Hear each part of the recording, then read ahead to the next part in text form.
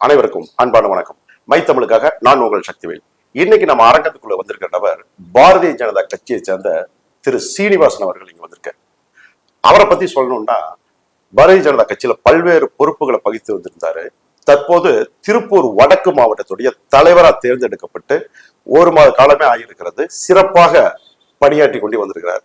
அவர் இன்னைக்கு நம்ம அரங்கத்துக்கு வந்திருக்காரு. அவர்கிட்ட பல்வேறு கேள்விகள் இன்னைக்கு இருக்குது, கேட்க போறோம். அண்ணா வணக்கம். அண்ணா வணக்கம்.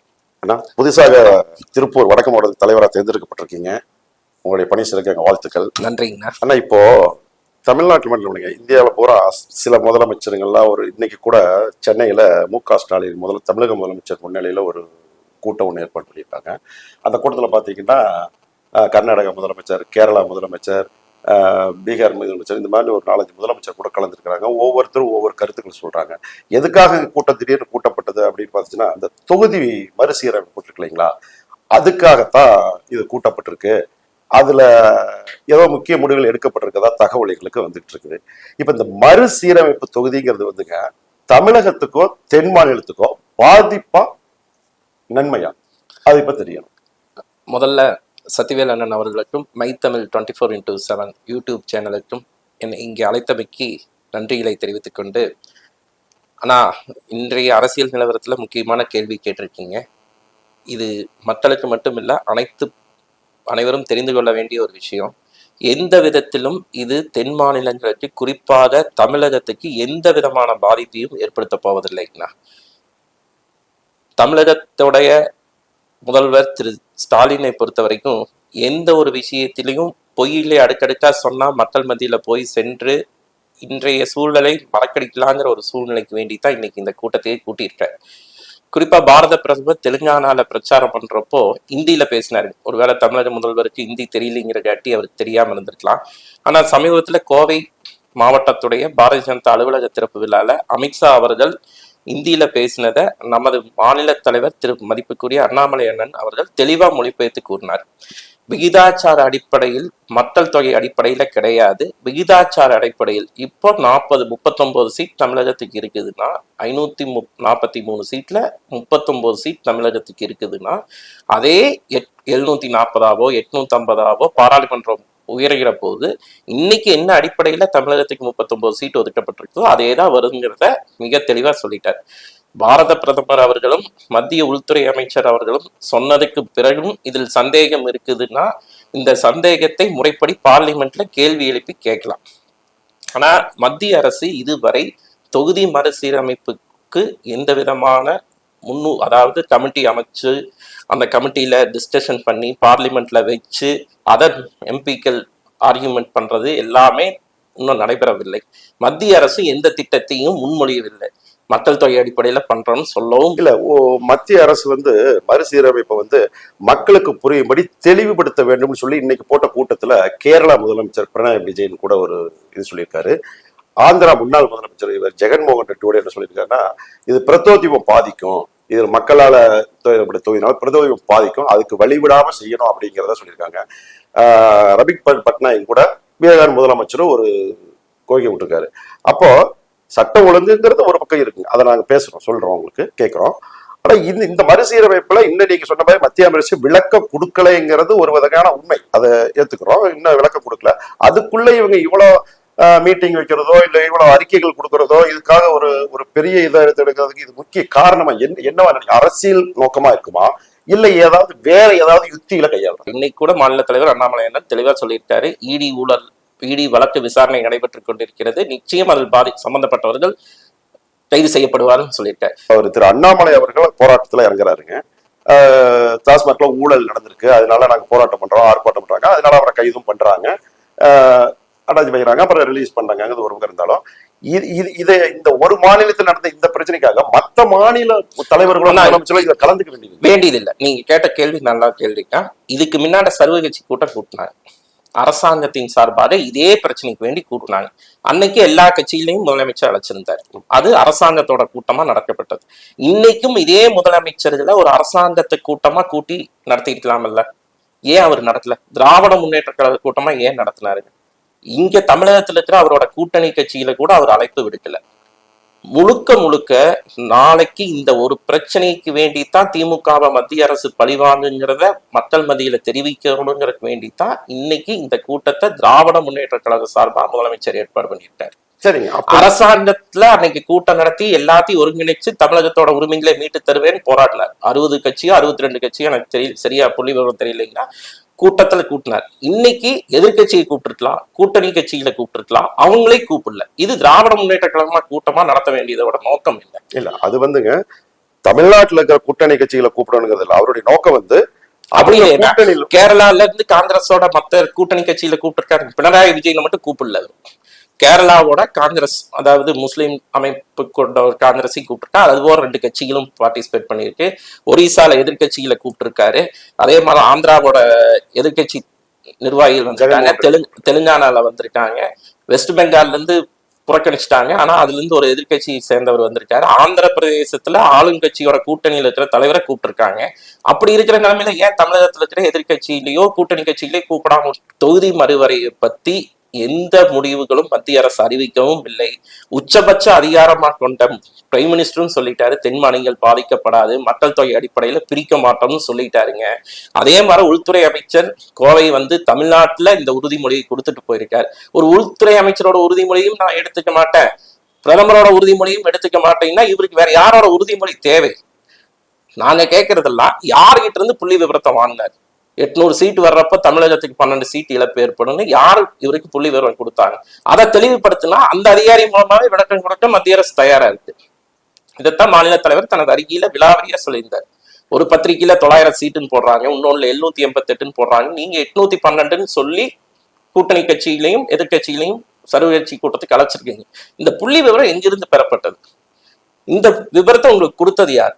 அந்த அதிகாரி பேர் சொல்லுங்க, அவர் மூலமாவே உங்களுக்கு விளக்கம் தரணும்னு சொல்றாங்க. உச்சபட்ச அமைப்புல இன்னைக்கு இருக்கிறது யாருன்னா பிரதமரும் உள்துறை அமைச்சரும் தானே. இவர்களே உறுதிமொழி அளித்த பிறகு ஒரு உள்துறை அமைச்சர் கோவையில தமிழ்நாட்டுல வந்து உறுதிமொழி அளிச்சுட்டு தமிழ்நாட்டு மக்களுக்கு துரோகம் பண்ணா பாரதிய ஜனதா கட்சியினால இங்க அரசியல் பண்ண முடியுமா? முடியாது. அப்போ ஒரு உள்துறை அமைச்சரோட வாக்குறுதியும் நான் நம்ப மாட்டேன், பிரதமரோட வாக்குறுதியும் நான் நம்ப மாட்டேன். ஆதாயத்துக்காக ஒரு பொய்ய திரும்ப திரும்ப சொன்னா அது உண்மையாகிருங்கிற செயல்பாட்டு கொண்டு இருக்கிற முதலமைச்சரை டாஸ்மாக் ஊழல்ல இருந்து தன்னை காப்பாத்தி கொள்ளணுங்கிறதுக்கு வேண்டித்தான் இந்த பிரச்சனையை முன்னெடுத்திருக்காரே தவிர இதில் தமிழகமும் தென் மாநிலங்களும் எக்காரணத்தை கொண்டும் பாதிக்கப்படாது. இன்னொரு சின்ன புள்ளி விவரத்தை இந்த இடத்துல சொல்லிக்கிறாங்கன்னா 1.8 பர்த் ரேட் அடிப்படையில நம்ம குறைச்சிருக்கிறோம். இது பாதிப்பு தென் மாநிலங்களுக்கு சொல்றாரு. இதே தவறான புள்ளி விவரம். 1.8 அதாவது ஃபெர்டிலிட்டி ரேட்டுங்களா? நம்ம மேயர் கூட ஒரு பிரஸ் கான்பரன்ஸ்ல சொன்னார், தப்பு தவறுமா நிறைய புள்ளி விவரத்தை சொன்னார். 1.8. ஆனா பிஜேபிக்கு அதிகமா சீட்டு கொடுத்துட்டு இருக்கிற குஜராத் ஒரு எம்பி இல்லாம எல்லா எம்பி பிஜேபி தான் ஜெயிக்குது. மகாராஷ்டிரால இன்னைக்கு ஆளுங்கட்சியா பிஜேபி வருது. குஜராத்ல 1.8 தான் ஃபெர்டிலிட்டி ரேட், மகாராஷ்டிரால 1.7 ஃபெர்டிலிட்டி ரேட். அப்போ இது விகிதாச்சார அடிப்படையில இப்படி பிரிச்சா, மக்கள் தொகை அடிப்படையில பிரிச்சா மகாராஷ்டிரால இன்னும் சீட்டு குறையும். அப்போ யாருக்கு பாதிப்பு வச்சு வருங்க? பிஜேபிக்கு தான் பாதிப்பு இருந்துச்சு. 2வது இன்னொரு புள்ளி விவரத்தை இந்த இடத்துல சொல்லிக்கிறாங்கன்னா, இந்த 2 வருட காலமாக தமிழகமும் கேரளா மட்டும்தான் பர்த் ரேட்ல ஃபெர்டிலிட்டி ரேட் எச்சாயிட்டு இருக்கு. தமிழகம் வருடத்துக்கு 5.8% பாசிட்டிவ்ல போகுது. இவர் சொல்ற உத்தரப்பிரதேசோ பீகாரோ இப்போ குறைச்சிட்டு வர்றதாட்டி -19 -21 பீகார் -19 உத்தரப்பிரதேஷ் -22 போறாங்க. 26 முடியறதுக்குள்ள அவங்களும் 1.8க்கு வந்துருவாங்க.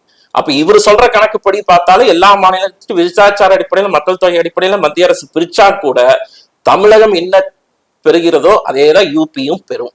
இன்னைக்கு 80 சீட்டு இருக்கிற யூபிக்கு என்ன வருமோ மக்கள் தொகை அடிப்படையில, இவரா கற்பனையில ஒரு மக்கள் தொகை அடிப்படைன்னு சொல்லியிருக்காருல, அந்த வாதத்தை எடுத்துக்கிட்டா கூட உண்மை இது இல்லை. உத்தரப்பிரதேசம் நாளைக்கு 1.8, இன்னைக்கு 2.1 இருக்கு. அடுத்த வருஷம் முடிவுல இதே ரேஸ்ல போடுறாங்கன்னா 1.8 அவங்களுக்கு கொண்டு வந்துருவாங்க. அப்ப தமிழகமும் 1.8ல தான் இருக்கும், உத்தரப்பிரதேசம் 1.8ல தான் இருக்கும். இதனால பிஜேபிக்கு தான் இழப்பு தவிர திமுகவுக்கு எந்த விதமான இழப்பும் ஏற்பட போறதில்லை. திமுகவோட கூட்டணி கட்சிகளுக்கு, அதாவது இன்னைக்கு கலந்துக்கிட்ட முதலமைச்சர்களுக்கும் எந்த விதமான, அதை விட கேரளால இன்னைக்கு ஃபெர்டிலிட்டி ரேட் பாசிட்டிவ்ல 20% போயிட்டு இருக்கு. நாளைக்கு தமிழகத்தை விட அவங்க சீட் எச்சா பெறுவாங்க மக்கள் தொகை அடிப்படையில போட்டோம்னா. யூபி விட குறைச்சு பெறுவாங்க, தமிழகத்தை விட அதிகமா பெற வேண்டிய ஒரு சூழ்நிலைக்கு போவாங்க. அப்ப இது பிஜேபிக்கு தான் பாதகமே தவிர மக்கள் தொகை அடிப்படையில போட்டா திமுக சொல்ற மாதிரி தமிழகத்துக்கு பாதிப்பு இல்லை. ஓகே, அப்ப இப்போ கேரளா முதலமைச்சரோ இல்ல ஆந்திரா ஜெகன்மோகன் ரெட்டி சொல்ற மாதிரியோ அதை மத்திய அரசு வந்து இது தெளிவுபடுத்த வேண்டும், விரிவுபடுத்த வேண்டும், மக்களுக்கு புரியும்படி சொல்ல வேண்டும் சொன்னா இதுவரைக்கும் சொல்லவே இல்லை. மத்திய அரசாங்கம் இப்படி ஒரு அறிக்கை வெளியிட்டிருக்கு, அதுக்காகவே இதை வேற தவறுகளை மறைக்கிறதுக்காக இதை பண்றாங்க அப்படின்னு சொல்ல வர்றீங்க.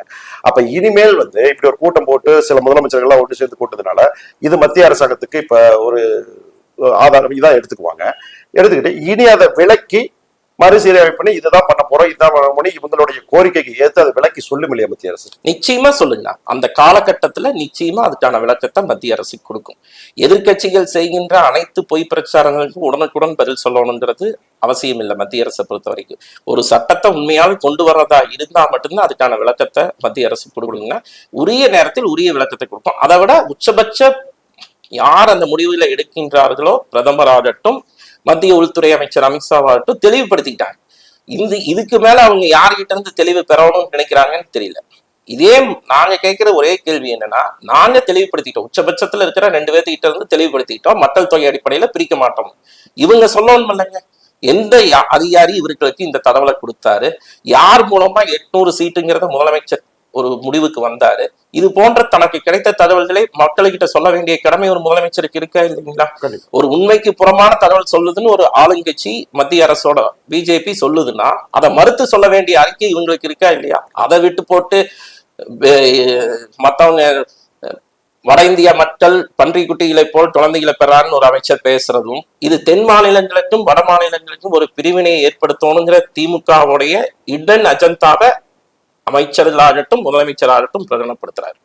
ஓகே, இப்போ நான் என்ன சொல்றேன், இப்போ இது ஒன்று பார்த்தீங்கன்னா தொடர்ச்சியா மத்திய அரசாங்கம் கொண்டு வர திட்டங்களை எல்லாத்தையுமே தமிழக அரசு எதுக்குது, மற்ற கேரள அரசு எதுக்குது, கர்நாடக அரசு எதுக்குது, அப்படி பக்கத்துல இருக்கிற மாநிலங்கள்லாம் சிலது எதுக்குதுன்னு சொல்ற மாதிரியே இப்போ இதே மாதிரியே இன்னொரு இந்த முன்மொழி கொள்கைன்னு ஒன்று இருக்கு. இதை தொடர்ச்சியா அதை பார்த்தீங்கன்னா அதை சித்தரிச்சு கூட சில பாடல்ல வெளியிட்டாங்க, இந்தி வேண்டாம் போ என்னமோ மாதிரிலாம் சொல்லிலாம் ஒன்று வெளியிட்டாங்க. அது ஒரு வலைதளத்துல வைரலா கூட ஆச்சு. இப்போ அந்த முன்மொழி கொள்கையில என்ன பாதிப்பு, சாதகம் பாதகம் என்ன இருக்குங்க? தமிழ்நாட்டுக்கு கொண்டு வரதுனால ஏதாவது பாதக சாதகம் இருக்கா, இல்ல அதனால வந்து தமிழ்நாட்டு மக்களுக்கு ஏதாவது இடையூறுகள் வருமா? அவங்க தொடர்ச்சியா அதெல்லாம் கையில் எடுத்து அதை பண்ணும்பொழுது எல்லாத்துக்கும் சில புரிதல்கள் வர ஆரம்பிக்குது. இது தொடர்ச்சியா இப்ப இருக்கிற கவர்மெண்ட் இதை பண்ணுது, அப்போ வந்து அதுல ஏதாவது பாதகம் இருக்குமோ நமக்கு அப்படின்னு சில பேர் சிந்திக்க. ஆனா இதுல உண்மையான சாதகம் தமிழக மக்களுக்கு தான், உண்மையான பாதகம் திராவிட முன்னேற்ற கழகமும் அதன் தலைமையை வழிநடத்தி கொண்டிருக்கிற ஸ்டாலின் குடும்பமாகட்டும் அமைச்சர்கள் குடும்பமாகட்டும். இது ஏன் நாங்க பிஜேபி சார்பா இந்த குற்றச்சாட்டை வைக்கிறோம்னா, இப்ப தமிழகத்துல பாத்தீங்கன்னா 51%, 49% தான் தமிழை பூர்வீகமாக கொண்ட மக்கள் தமிழகத்துல வாழ்றாங்க. மீதி இருக்கிற 51% மற்ற மொழிகள் பேசக்கூடிய மக்கள் தான். இங்க குறிப்பா பட்டியலின சகோதரர்ல பாத்தீங்கன்னா தெலுங்கு தான் ஜாஸ்தியா பேசுவாங்க. அவங்களுக்கு எழுத தெரியாது, ஆனா பேசுவாங்க, படிப்பாங்க தெலுங்கு, ஆனா எழுத தெரியாது. அதே மாதிரி கிருஷ்ணகிரி, தருமபுரி மாவட்டங்கள், வேப்பனவல்லி இந்த சைடெல்லாம் போனீங்கன்னா தமிழர் பள்ளிக்கூடமே கிடையாது. அவங்களோட ஒன்னா தெலுங்குல படிக்கிறாங்க, இல்லைன்னா கன்னடத்துல படிக்கிறாங்க. உருது பள்ளிக்கூடம் கூட அங்க இருக்கு. தமிழ்ல கற்றுக் கொடுக்கிற பள்ளிக்கூடங்கள் தமிழ்நாட்டுல அந்த பகுதியில கிடையாது. இது ஏன் 3வது மொழி மத்திய அரசு வேணும்னு சொல்லுதுன்னா, இன்னைக்கு தமிழ் ஆங்கிலத்துக்கு அப்புறம் வெளி மாநிலங்களுக்கும் வெளிநாடுகளுக்கும் மாணவர்கள் செல்லணும், உயர்கல்விகள் மேற்கொள்ளணும், தொழிலை விரிவுபடுத்தணும்னா இன்னொரு மொழியை கத்துக்கிறதுல எந்த தப்பும் இல்லை. எந்த இடத்துலையும் மத்திய அரசு இந்திய கத்துக்கங்கன்னு சொல்லவே இல்லை. 2 மொழி தெரிஞ்சிருக்கிற ஒரு குழந்தை 3வது மொழி தெரிஞ்சுக்கிறது தவறு இல்லை. ஆமாங்க. அப்ப 3 மொழி தெரிஞ்சுக்கிட்டா அதுக்கு நாலேஜ் வளருங்கிறது தான் 3வது மொழி இருந்தால். அது மட்டும் இல்லைங்கன்னா, இந்த புதிய கல்விக் கொள்கையில இதுவரைக்கும் தமிழ் கட்டாயம்னு தமிழ்நாட்டு பள்ளிக்கூடங்கள்ல கிடையாது. பழைய கல்விக் கொள்கையின்படி தமிழ் கட்டாயமா படிக்கணுங்கிறது கிடையாது. ஆனா புதிய கல்விக் கொள்கையில அது எந்த மாநிலமா இருந்தாலும் தாய்மொழியை கட்டாயம் 5ஆம் வகுப்பு வரை படிக்கணும். தமிழ் கட்டாயம் கிடையாதுன்னா நம்ம தமிழ்நாட்டுல நம்மளாக சின்ன வயசுல தமிழ் பற்றுல தானே, தமிழ் பற்றுல வளர்ந்துட்டாங்கன்னா தமிழ் மொழி கட்டாயம்னு சட்டப்படி இருக்காங்கன்னா இல்ல. நம்ம பள்ளிக்கூடங்கள்ல தமிழ்ல கற்றுக் கொடுத்துட்டு இருக்கோம். அதே மெட்ரிகுலேஷன் ஸ்கூல்ல போனீங்கன்னா தமிழ் 3வது மொழியா தான் சேர்த்திருக்காங்க. ஆங்கிலம் இருக்கு, இந்தி, பிரெஞ்சு, டச்சு எது வேணாலும் படிக்கலாம், தேவைப்பட்டால் தமிழ்ல படிக்கலாம் தான் சொல்லியிருக்காங்க. தமிழ் வழி கல்வி இல்லைங்க. அரசு பள்ளிகள்ல கிடையாது. அரசு பள்ளிகள்ல தமிழ் வழி கல்வி இருக்கு, இல்லைன்னு சொல்லுங்க. மற்ற பள்ளிகள்ல, ஏன்னா இன்னைக்கு எங்க மாநில தலைவர் புள்ளி விபரத்தோட சொல்லியிருக்காரு, பாதிக்கு பாதி அரசு பள்ளிக்கூடங்கள்ல படிக்கிற மாணவர்கள் அதே எண்ணிக்கையில இன்னைக்கு மெட்ரிகுலேஷன், சிபிஎஸ்இ, மற்ற கல்வி மூலமா படிக்கிறவங்களோட எண்ணிக்கை ஒரே சதவீதத்துல இருக்கு. அப்போ அவங்க வந்து இன்னைக்கு தமிழை 5வது வரைக்கும் படிக்காம வேற மொழியில தான் படிச்சுட்டு இருக்காங்க. ஓ. இன்னைக்கும் அவங்களுக்கு தமிழ் மொழி தெரியாது. படிக்க சொன்னீங்கன்னா பல மாணவர்கள் படிக்கிறது இல்லை. மெட்ரிகுலேஷன்லயாகட்டும், சிபிஎஸ்சில, ஆங்கிலோ இந்தியன் பள்ளியிலேயாகட்டும், எந்த பள்ளியிலும் தமிழ் கட்டாயம் இல்லை. ஆனா இந்த மும்மொழி கொள்கையை நீங்க ஏத்துக்கிட்டீங்கன்னா அது எந்த பள்ளிக்கூடமா இருந்தாலும், சிபிஎஸ்சியா இருந்தாலும், மெட்ரிகுலேஷனா இருந்தாலும், ஆங்கிலோ இந்தியன் மீடியம் பள்ளிக்கூடமா இருந்தாலும் 5ஆம் வகுப்பு வரை நீங்க தமிழை கட்டாயமா படிச்சாகும் அந்த மாணவர். இல்ல இப்போ ஓகே, இப்போ என்ன சொல்றாங்கன்னா இதுல இன்னொரு விஷயத்தையும் சொல்லிடுறாங்கன்னா, இது ஏன் பாதகமா திமுக எடுத்துக்குதுன்னா, திமுக அமைச்சர்களா இருக்கிறவங்க, முன்னாள் அமைச்சர்களா இருக்கிறவங்க, அதே திமுகவை சேர்ந்த குடும்பங்கள் நடத்துகின்ற அனைத்து பள்ளியுமே சிபிஎஸ்இ ஸ்கூல், மெட்ரிகுலேஷன் ஸ்கூல் இருக்கு. அவங்க இந்த மொழியை எடுத்துக்கிட்டாங்கன்னா தமிழை கட்டாயமா கல்வி மொழியை அவங்க அங்க பயிற்றுவிக்கணும். அந்த பள்ளியில ஏன் மாணவர்களை சேர்க்கிறாங்கன்னா, பிரெஞ்சு கற்றுக் கொடுக்குறாங்க, டச்சு கற்றுக் கொடுக்குறாங்க, பல மொழிகள் கற்றுக் கொடுக்குற காட்டி ஆங்கிலத்துக்கு கூட அந்த மொழிகளை தான் மாணவர்கள் படிக்கிறாங்க. அதுக்கேற்ற 1 லட்சம், 2 லட்சம், 3 லட்சம், 5 லட்சம், 10 லட்சம் ஃபீஸ் வாங்கி இன்னைக்கு திமுக அமைச்சர்களும் அந்த குடும்பமும் செல்வ செழிப்பா இருக்கு. இதெல்லாம் இந்த மும்மொழி கல்வியை ஏத்துக்கிட்டோம்னா மறுபடியும் அரசு பள்ளியில என்ன சொல்லி கொடுக்குறோமோ அதே தான் சிபிஎஸ்இ பள்ளியிலையும் வரும், மெட்ரிகுலேஷன் பள்ளியிலையும் வரும். தங்களது தொழில் முற்றிலும் அழிஞ்சிடும். அதுக்கு வேண்டிதான் திமுக எதிர்க்குதே தவிர பொதுமக்களுக்காக எதிர்க்கலைங்க. ஓகே, இப்ப நீங்க கொடுக்குற விளக்கம் ஓகே. ஆனா இப்ப அவங்க சைடுல சொல்லக்கூடிய விளக்கம் பாத்தீங்கன்னா, சில கட்சிகள், இந்த தமிழ் பற்றுள்ள கட்சிகள், தமிழ் போராளிகள், இவர்கள் திராவிட கட்சிகள், இவங்க என்ன சொல்றாங்கன்னா, ஏற்கனவே ஒரே தேர்தல், ஒரே நாடு, ஒரே ஓட்டு வங்கி, ஒரே ரேஷன் கடைன்னு சொல்லி கொண்டு வந்துட்டாங்க. வெளி மாநிலத்திலிருந்து தமிழகத்துக்கு அதிக பேர் வந்து நிறைய ஆக்கிரமிச்சிட்டாங்க. அனைத்து பணிகள்லையும் வந்துட்டாங்க. இப்ப பள்ளியிலையும் இந்தியன்னு கொண்டு வரும்போது இது எதை நோக்கி போகுது? தமிழ் பாரம்பரியம், பற்று, கோட்பாடு இதெல்லாம் வந்து மாற்றப்படுது. அப்ப வந்து இந்தி மொழியா இவ வந்து மத்திய அரசோட இது இணைக்கப்படுற மாதிரி உண்டான ஒரு இதுக்கு போகுது அப்படிங்கிற மாதிரி அவங்களோட ஒரு தாட்டு, ஒரு யோசனை ஃபீல் இருக்கு. ஆனா அவங்க எல்லாருமே மறுபடியும் சொல்லிட்டு இருக்கிறது இந்தின்னு சொல்றாங்க, 3வது மொழி. இதுல நம்ம மறுபடியும் மக்களுக்கும் இந்த உங்க சேனல் மூலமா தெளிவுபடுத்திக்கிறது, இந்திய படிக்கணுங்கிறது மும்மொழி கொள்கையில இல்லை. முதல்ல அந்த சட்டம் இருந்தது, 3வது மொழி கட்டாயம் இந்திங்கிறத 2019 பாரத பிரதமர் திரு நரேந்திர மோடி அவர்கள்ட்ட அறிக்கையை தாக்கல் பண்றப்போ தான் தாய்மொழி ஆங்கிலம், விருப்ப மொழியை எந்த மொழி வேணாலும் தேர்வு பண்ணிக்கிறான்னு இதே எதிர்கட்சியில. இப்ப நாங்க கேட்கறது என்னன்னா, கலாச்சாரம், பண்பாடு, தமிழ் கலாச்சாரத்தை காப்பாற்றுறோம்னு சொல்ற எதிர்கட்சிகள் ஏன் தமிழகத்துல தமிழ் மொழியை 5ஆம் வகுப்பு வரைக்காவது கட்டாயமா இத்தனை நாள் பயிற்றுவிக்கணும்ல, ஏன் பயிற்றுவிக்கலைங்க? இன்னைக்கு மெட்ரிகுலேஷன்லயும் சிபிஎஸ்இலயும் அரசு பள்ளியில படிக்கின்ற மாணவர்கள் எண்ணிக்கைக்கு அளவு அதே அளவு வெளியில படிக்கிறாங்க. அவங்க கிட்ட தமிழை கொண்டு போய் படிக்க சொல்லுங்க. அவங்க முழுமையா அந்த புறநானூறையோ திருக்குறளையோ இல்ல தமிழ் அகராதியில எந்த நூல்ல இருக்கிற ஒரு குறளையோ படிச்சுட்டாங்கன்னா, நான் இந்த மும்மொழி கொள்கையை தமிழ்நாட்டுக்கு வேண்டான்னு பாரதிய ஜனதா கட்சி ஏத்துக்குது.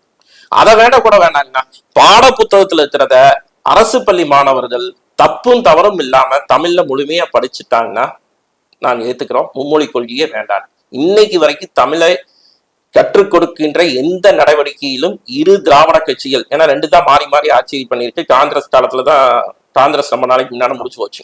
2 திராவிட கட்சியிலும் தமிழை வளர்க்க எந்த முயற்சியும் எடுக்கவில்லை. ஒரு திருக்குறள்ல 1330 குறளை ஏதாவது ஒரு பள்ளியில எழுதி வச்சிருக்காங்கன்னு சொல்லுங்க தினசரி மாணவர்களுக்கு. திராவிட கட்சியே தமிழ வளர்க்கலன்னு சொல்ல வர்றீங்களா? நிச்சயமா வளர்க்கல. தமிழ் மொழியை வளர்க்கவே கிடையாது. தங்களோட சுயலாபத்துக்காக திராவிட கட்சிகள் தமிழ் மொழிக்கு வேண்டி செம்மொழி மாநாடு நடத்தினார். குடும்பமா வந்து உட்கார்ந்து கருணாநிதி பண்ணிட்டு போயிட்டார். ஒரு லண்டன்ல அந்த சேர் அமைக்கிறதுக்கு கூட இன்னைக்கு கையேந்தி மத்தவங்க கிட்ட வாங்கித்தான் ஒரு தமிழ் பல்கலைக்கழக. நீங்க சொல்றது சரி. கலைஞர் செம்மொழி மாநாடு நடத்தினார், தமிழுக்காக நடத்தினாரு.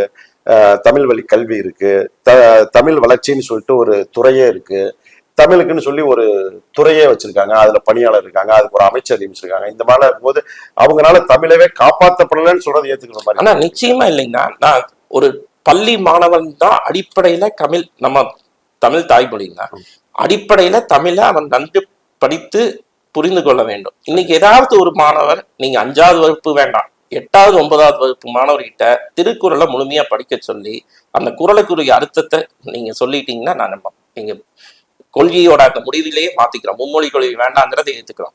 இன்னைக்கு தமிழ்நாட்டுல எந்த ஒரு மாணவனாலும் தமிழை முழுமையாக படிக்க முடியவில்லை. தமிழ் எழுத்துக்களை அவங்களால முழுமையா எழுத்து கூட்டி படிச்சு அதுவும் இல்லாம எழுத சொன்னீங்கன்னா பிழையோட தான் இன்னைக்கு எழுதிட்டு இருக்காங்க. அதுவும் இங்கிலீஷ் வார்த்தைகளை சேர்த்தி போடுறதுதான் இன்னைக்கு தமிழ்நாட்டோட கலாச்சாரமா இருக்கு. நீங்க சொல்ற அனைத்து துறைகளும் இருக்கு.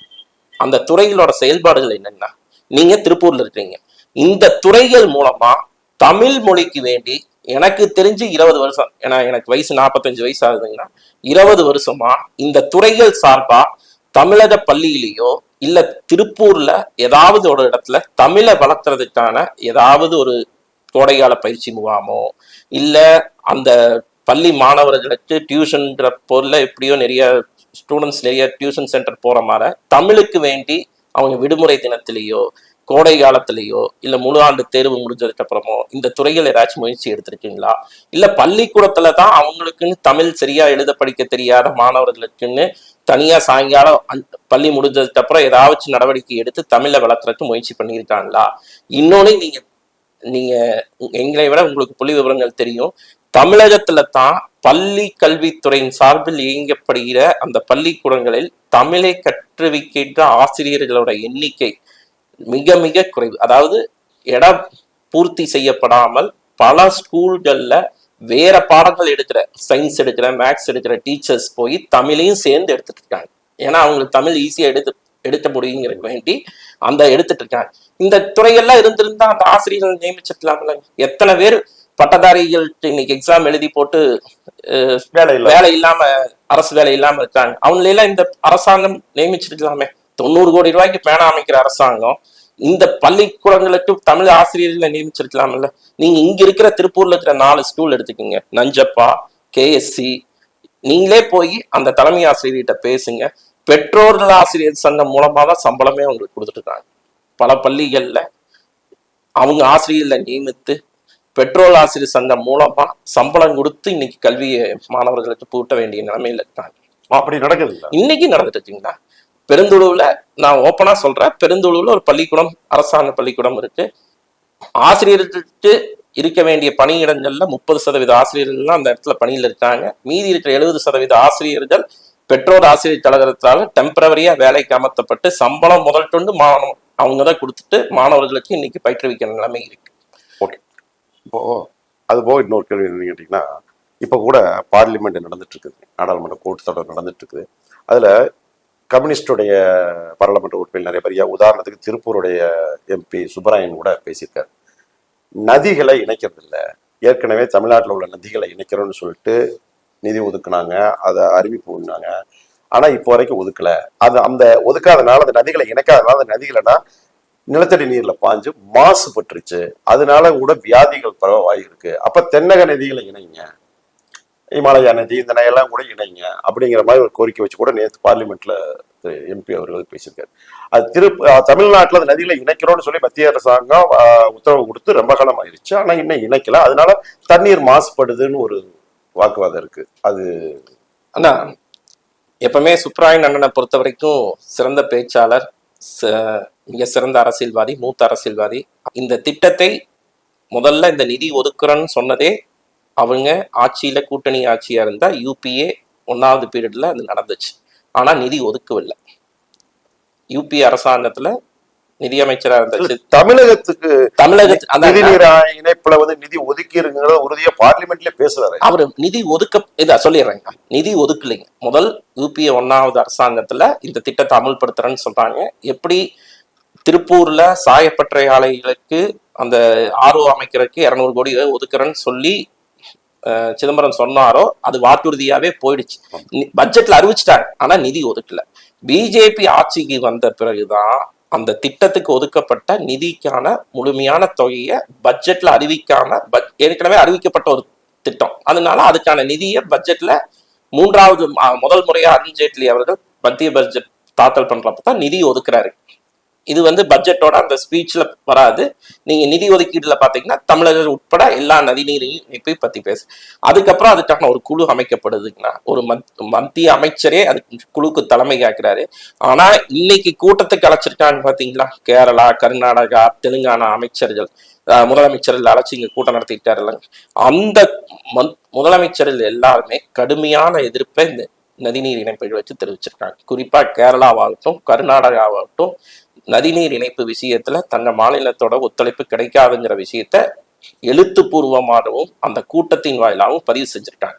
மத்திய அரசு இன்னைக்கும் நடைமுறைப்படுத்த தயக்கம் இல்லாம இருக்கிறோம். ஆனா இதுக்கு ஒத்துழைக்க வேண்டிய மாநில அரசாங்கங்கள், குறிப்பா தென் மாநிலங்கள் நதிநீர் இணைப்புல எந்த விதமான ஒத்துழைப்பும் கொடுக்க மாட்டேங்கிறத எழுத்துப்பூர்வமா சொல்லியிருக்காங்க.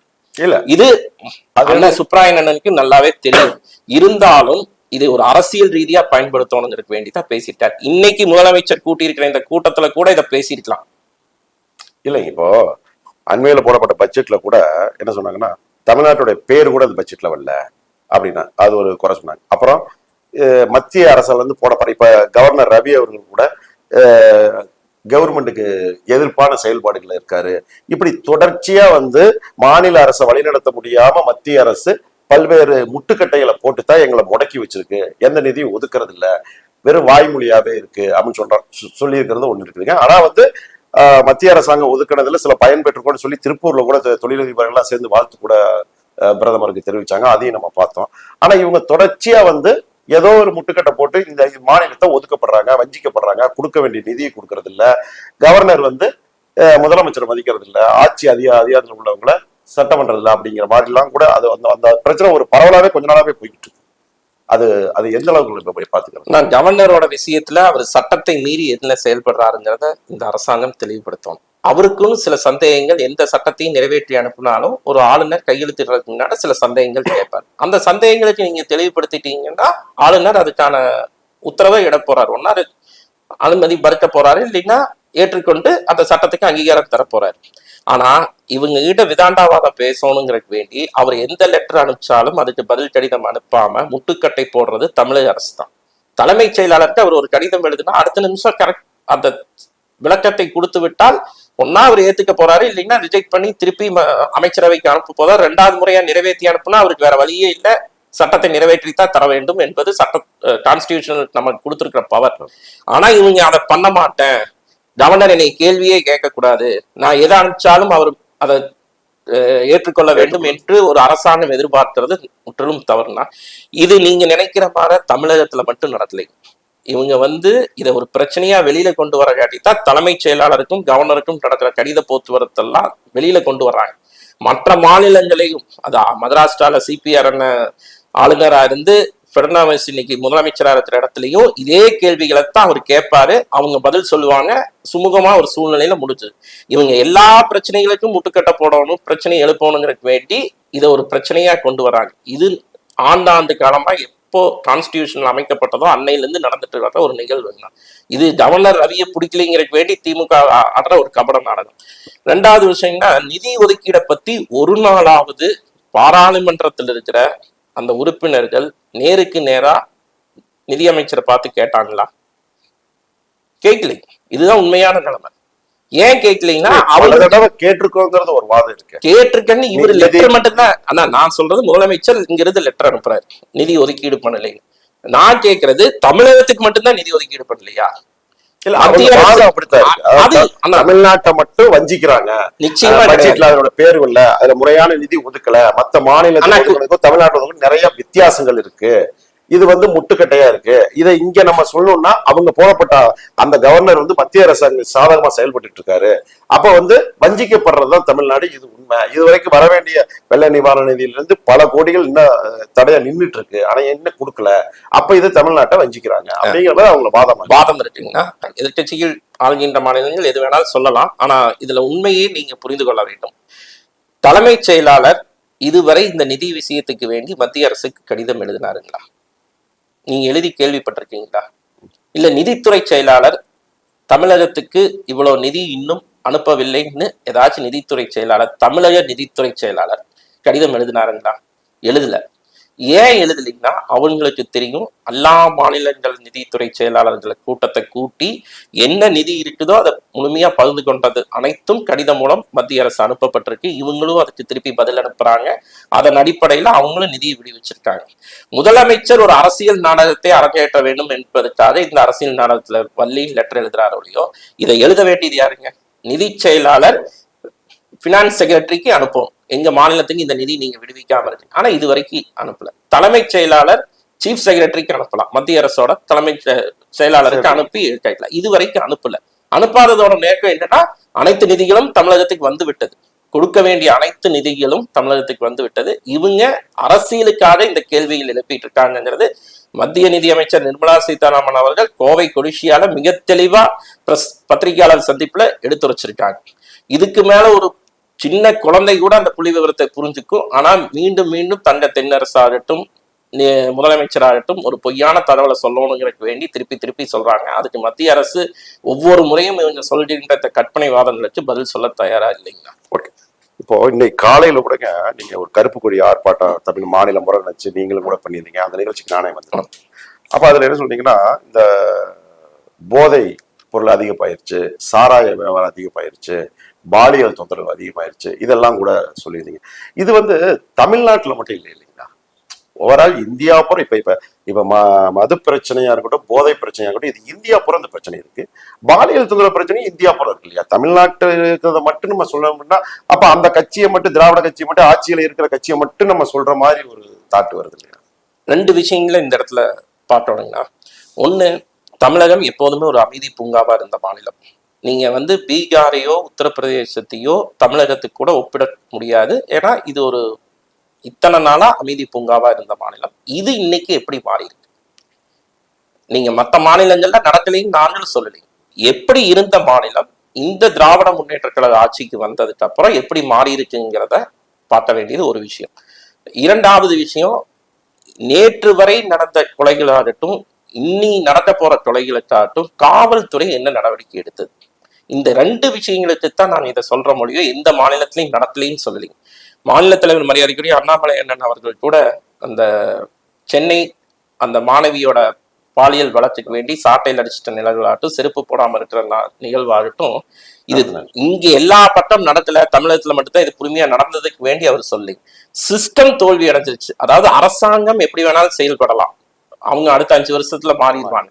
ஆனா அரசு அதிகாரிகள், குறிப்பா காவல்துறை, ரெவென்யூ டிபார்ட்மெண்ட், இது ரெண்டு சிஸ்டத்துல ஒருங்கிணைந்து செயல்படணும். ஆனா அந்த செயல்படுத்த வேண்டிய காவல்துறை அதிகாரிகள் எஃப்ஐஆர் லீக் பண்றது, எஃப்ஐஆர்ல பொண்ணோட பேரை சொல்றது, அவங்களோட அட்ரஸை போடுறது, ஒரு கமிஷனர் விசாரணை முடியறதுக்கு முன்னாடி அவசர அவசரமா குற்றவாளிகள் யாரும் இல்லை, இதே ஒருத்தர் தான் இருக்கிறான்னு சொல்றது, எதை நோக்கி இந்த அரசாங்கம் சென்று கொண்டிருக்கிறது? காவல்துறையும் அவர்கள் கையில் எடுத்துட்டாங்கிறது தான் ஒரு இது.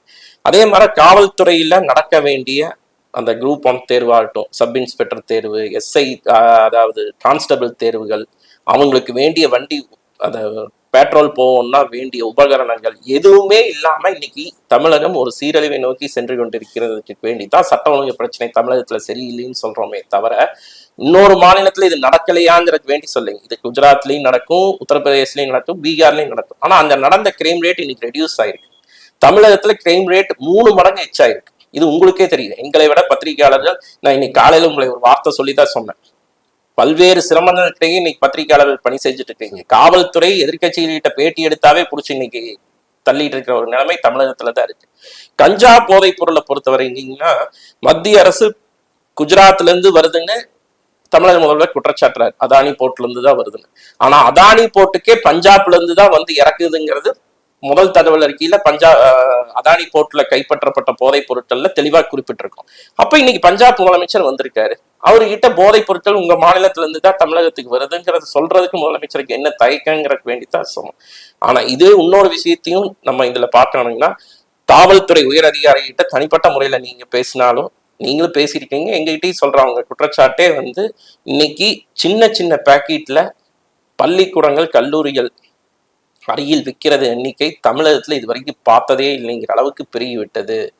இதை முழுக்க முழுக்க ஆளுங்கட்சியோட தயவாலதான் நடந்துட்டு இருக்குங்கிறது தான் அவங்க குற்றச்சாட்டு. இன்னைக்கு கல்லூரி மாணவர்கள், பள்ளி மாணவர்கள் எல்லாம் 12 மணிக்கு மேல எங்க இருக்கிறாங்கிறத நாங்க சொல்லி தெரிய வேண்டியது இல்லை. ஆனா போதைக்கு அடிமையாயிடக்கூடாது, இளைஞர்களும் மாணவர்களும் அடிமையாயிடக்கூடாது அப்படிங்கிறத வந்து பல்வேறு காணொளிகள்ல தமிழக முதலமைச்சர் அறிவுறுத்திட்டு வந்துருக்காரு. மன்றாடி கேட்டுக்கொள்கிறேன், யாரும் போதைகள் அடிமையான. நான் கேட்கிறது என்ன, நீங்களும் நானும் இதை கேட்கலாம், காணொலிக்கு கூட்டத்துல கூப்பிட்டு கேட்கலாம். ஏன்னா நம்ம 2 பேர்த்துக்கிட்டே பவர் கம்மியா தான் இருக்கு, உங்ககிட்டயாவது ஜாஸ்தியா இருக்கு, எங்ககிட்ட கம்மியா இருக்கு, நாங்க கேட்கலாம். ஆனா இது மேல நடவடிக்கை எடுக்க வேண்டிய முதலமைச்சர், காவல்துறையை தனக்கு கையில வச்சிருக்கிற முதலமைச்சர் நடவடிக்கை எடுக்காம காணொலி போட்டிருக்கிறது என்னன்னு விதத்துலன்னா நியாயம்? இவரை நம்பித்தானே மாநிலத்தோட சட்ட ஒழுங்கை ஒப்படைச்சிருக்கோம், இவருத்தானே தேர்தலில் ஓட்டு போட்டு முதலமைச்சர் ஆக்கியிருக்கோம். இவரும் போய் ஒரு ரெக்வெஸ்ட் பண்றாருன்னா அதுக்கு எதுக்கு ஒரு முதலமைச்சர் வேண்டும்? நம்ம 2 பேரும் இதை ரெக்வெஸ்ட் கொடுத்தா கரெக்ட்னா, காவல்துறை மூலமாக இது எங்கிருந்து வருகிறது, யார் மூலமாக சப்ளை செய்யப்படுகிறது, தமிழகத்துக்கு எப்படி வருது, தமிழகத்துல என்ன கட்டுப்படுத்த முடியாத அளவுக்கு பெரிய மாநிலமான உத்தரப்பிரதேஷ் போன்ற பறந்து விரிஞ்சா கிடக்குதுங்க. 4 இடத்துலதான் செக் பார்டரே இருக்கு, அந்த 4 இடத்துல தடுத்து நிறுத்த முடியாதா? அப்ப அதை மீறி உள்ள வருதுன்னா யார் மூலமா வருது? ஒண்ணு இல்ல, நீங்க இங்க இருந்து உடுமலை கிணத்துக்கடை வழியா போனீங்கன்னா கனிம வளங்கள் எல்லாம் போயிட்டு இருக்கு, அதை கூட இந்த அரசாங்கம் கட்டுப்படுத்த முடியல. அப்ப இவங்களுக்கு தெரிஞ்சுதானே இத்தனையும் நடக்குதுங்கிறது தான் எங்க கேள்வி. முதலமைச்சர் காணொலி போடுறதை விட்டு காவல்துறை அதிகாரிகளையும் இந்த மாவட்டத்துல ஒவ்வொரு அமைச்சரெல்லாம் பொறுப்பு அமைச்சர்லாம் போட்டிருக்கிறவங்களையும் கூப்பிட்டு அந்தந்த மாவட்டத்துல அந்தந்த காவல்துறை அதிகாரிகளுடன் கலந்து ஆலோசனை செஞ்சு தடுக்கிறதுக்கு வழி செய்யணுமே தவிர காணொலி போட்டுட்டு இருக்கிறதுக்கு முதலமைச்சரே வேண்டியதில்லை. ஓகே, இப்ப புதிதா ஒண்ணுங்க, இந்த நடிகர் விஜய் ஒரு கட்சி ஆரம்பிச்சிருக்காரு, தமிழக வெற்றி கழகம் அப்படின்னு சொல்லி ஆரம்பிச்சிருக்காரு. இப்ப அண்மையில பாத்தீங்கன்னா அவரை பத்தி கூட அண்ணாமலை ஒரு பேட்டியில சொன்னார், விஜய்க்கு என்ன தெரியும், அவரு நடிகைகளை கூட ஆடத்தான் தெரியும் பாடத்தான் தெரியும் அப்படிங்கிற மாதிரி சொன்னார். ஸோ விஜய்க்கு வந்து இப்போ ஒய்பிரிவு பாதுகாப்பு கொடுத்துருக்கோம், அது மத்திய அரசாங்கத்தில் கொடுக்கப்பட்ட பாதுகாப்பு தான். அப்போ மத்திய அரசாங்கத்தில் கட்சியில் இருக்கக்கூடிய ஆளுகிற கட்சியில் இருக்கக்கூடிய ஒரு மாநில தலைவர் விஜயை பேசுகிறார் அப்படின்னா அது பல்வேறு பிரிவினையா பிரித்து பார்க்கப்படுது. ஒய்பிரிவு பாதுங்கிறது விஜய்க்கு பாதுகாப்பு இல்லை, அவருடைய நடவடிக்கைகளை கண்காணிப்பதற்குன்னு ஒரு தரப்பு சொல்றாங்க.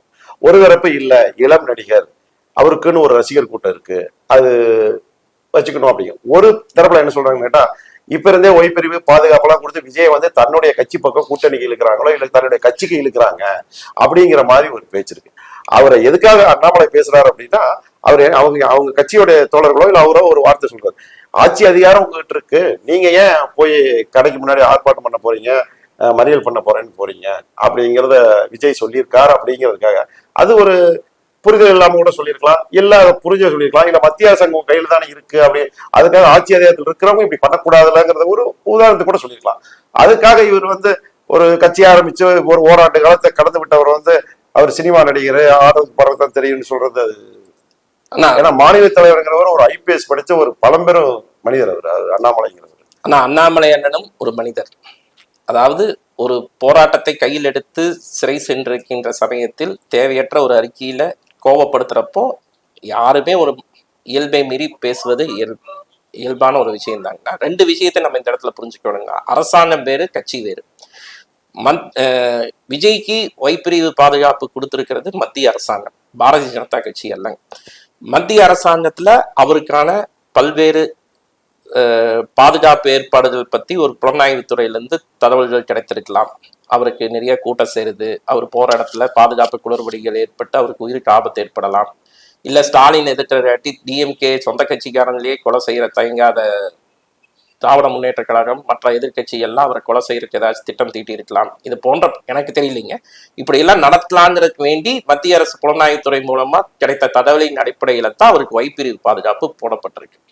மற்றபடி அவரோட ரகசிய நடவடிக்கைகளை கண்காணிக்க வேண்டுங்கிறது, ராகுல் காந்திக்கு SPG பாதுகாப்பு இருக்கிறதுலயே மத்திய அரசு கண்காணிக்கிறதுல அவர் யாரையோ சந்திக்கிறாரு, அந்த போட்டோக்கள்லாம் அவங்க மூலமா தான் ரிலீஸ் பண்ணி மத்திய அரசு கூட ரிலீஸ் பண்ணலாம் இல்லைங்க. ஆனா அந்த வேலையை எப்பவும் மத்திய அரசு செய்யாது. குறிப்பா நரேந்திர மோடி அவர்களுக்கு அது வேலையே அல்ல, அவர் நாட்டோட வளர்ச்சிக்கு தான் பாடுவார்.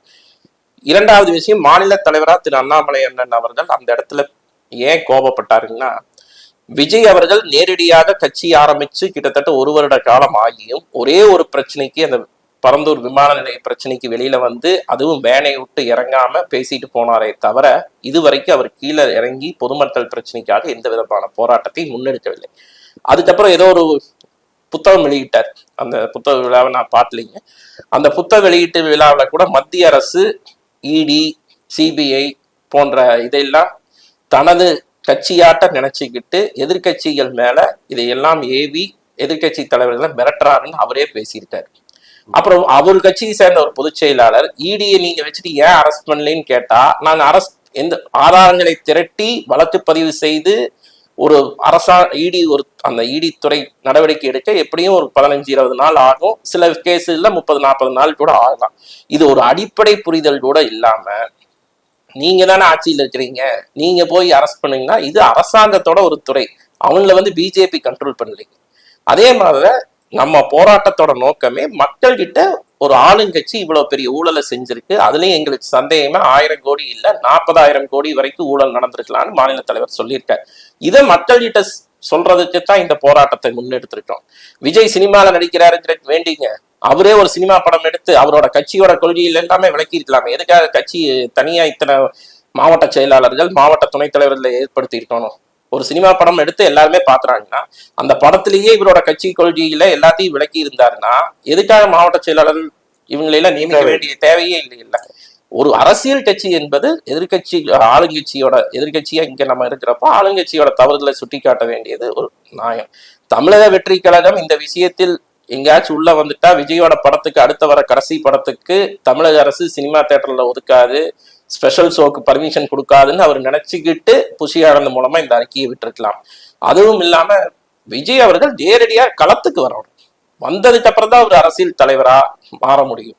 இன்னைக்கு அவரோட கட்சி நிர்வாகிகள் எந்த விதமான போராட்ட களத்துக்கும் வர்றதில்லை, உறுப்பினர் சேர்க்கையில மட்டும்தான் ஈடுபட்டு இருக்காங்க. அப்படிப்பட்ட ஒரு கட்சியை சேர்ந்த ஒரு மாநில பொதுச் செயலாளர் தினசரி களத்துல தொண்டர்களா பொதுமக்களுக்கு எந்த பிரச்சனையும் ஏற்பட்டாலும் அன்னைக்கு கூட அந்த தென் மாவட்டங்களுக்கு ஒரு பாதிப்பு ஏற்படுறப்போ டெல்லிக்கு கூட்டிட்டு போய் அந்த திட்டத்தையே ரத்து பண்ணவர் நம்ம அண்ணாமலை. தினசரி ஒரு பிரச்சனைக்காக போராடி கொண்டு இருக்கிற ஒரு தலைவரை பார்த்து நாடகம் வெற்றுதுன்னு பேசுறப்ப யாருக்குமே அந்த கோபம் வரத்தான் செய்யும். அது அந்த நியாயமான கோபத்தை அவர் வெளிப்படுத்தி இருக்கிறார். வார்த்தைகள்ல சொன்ன விதம் வேணா வேற விதமாக இருக்கலாமே தவிர அதுவும் ஒரு மனிதனோட இயல்பு தான். 8 மணி நேரம் 9 மணி நேரம் அரெஸ்ட் பண்ணி பல்வேறு சூழல்களை தொண்டர்கள் பாதுகாப்பற்ற ஒரு சூழல் தமிழகம் முழுசும் பல்வேறு இடங்கள்ல ரிலீஸ் செய்யாம ஏகப்பட்ட போன் கால் வந்துட்டு இருக்கிறப்போ எங்கேயோ ஒரு ஏசி ரூம்ல இருந்துட்டு புஷி ஆனந்த் இந்த அறிக்கையை வெளியிட்டாருன்னா புஷி ஆனந்த முதல் வெளியில மக்கள் கிட்ட பிரச்சனைகளை பேச தெரிகிற ஒரு நபரை வெளியில அனுப்ப வேணுங்கிறது தான் பிஜேபி சார்பா விஜய்க்கு வைக்கிற கோரிக்கை. ஓகே, இவ்வளவு ஒரு பிஸியான நேரத்துல எங்களுக்காக நேயர்களுக்காக இவ்வளவு விஷயங்களை பகிர்ந்துகிட்டு மக்களுக்கு தெரியப்படுத்தினதுக்காக மிக்க நன்றிங்க. உங்க நல்ல நோக்கம் நிறைவேற நன்றிங்கண்ணா. உங்க சேனலும் அடுத்த கட்ட வளர்ச்சியை நோக்கி மேல் செல்ல வேண்டும். திருப்பூர் மக்களுக்காக உங்களோட பணி சிறக்க நான் அனுதினமும் வழங்குகிற அழகுமலை ஆண்டவரோட அருள் உங்களுக்கு கிடைக்க வேண்டும்.